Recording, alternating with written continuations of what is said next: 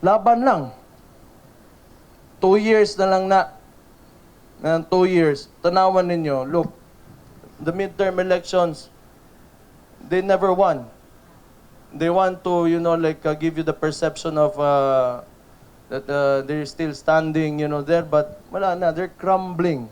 Every day, they're deteriorating. Because most often, the things that you do, lalo na sinimulan mo sa mga pangit na bagay, it will most likely end up, in pangit din. So ito si PRD, may sinimulan siyang magandang bagay. Something that we can, nurture and take care of and make it grow.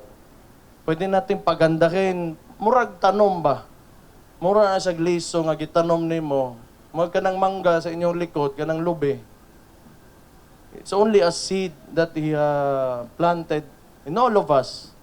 Na pwede na to i-nurture, take care of it, and someday it will grow into a tree and immortalize His legacy as President of this country.